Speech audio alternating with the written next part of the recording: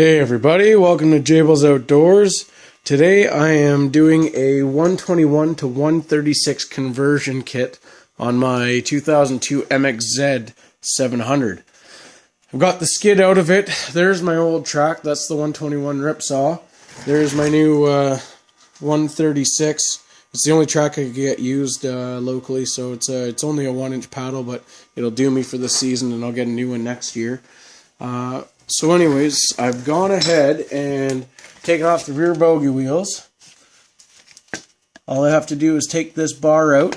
My extension kit fits right in here and comes back to make a 136-inch track. Anyways, stay tuned and I'll show you what I'm doing in steps. Here is my SLP slide rail extension kit from Royal Distributing. There's the part number for you. So I'm going to go ahead and unpackage this and take a look at it.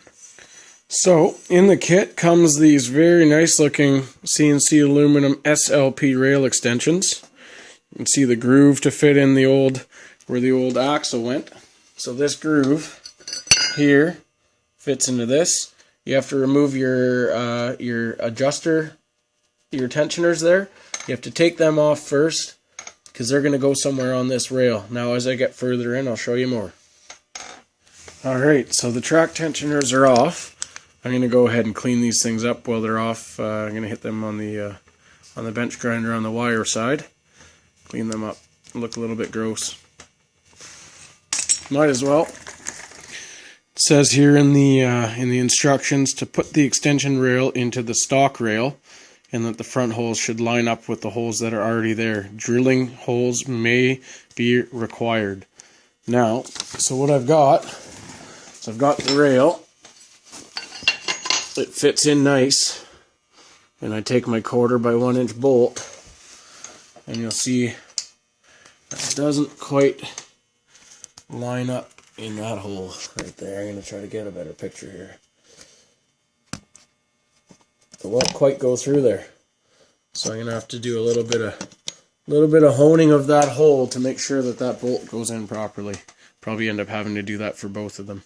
Alright, so you'll see there that basically the screw or the bolt was just barely rubbing on this end here. I guess the distance from here to here on the rail extension was it's just a hair off. So either I guess you could sand out all this to move it forward, or bring this one small hole back a little bit. You'll see the bit of the size difference there. So that's what I got so far. That one bolt lines up perfect now. Now I just got to do the bottom one, and I'm assuming it'll be the same on the other side. Alright, so I got the two fronts in. Look at that.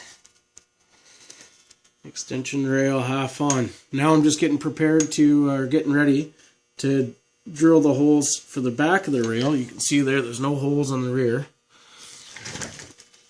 So now I gotta punch them with let's see what bit this is. I believe it's a 1/4. And there you have it. There's one of the rails installed. So I did have to drill these two holes. I believe it was a 1/4 inch hole. It's all nice and tight. It's on there, nice and straight. Looks cool. Now on to the other side. There you have it. Both SLP rail extensions on. With the tensioners, you'll notice here that I'm going to stress to you guys here, if you're doing one of these, don't over tighten your bolts. I was barely even torquing on this thing and it snapped. I still have the old one.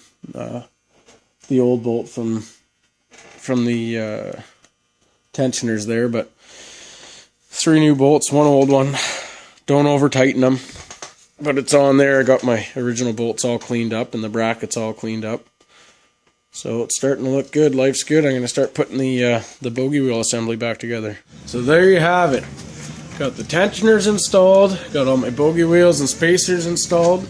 You want to take note that the kit comes with a 1/4 inch shorter spacer here. Not exactly. Oh, it's probably just to compensate for the thickness of the rail difference. So there it is, the SLP rail extensions. And since I got the skid out of the sled, I might as well go ahead and replace these sliders, because they're getting pretty thin. And I got a set sitting around.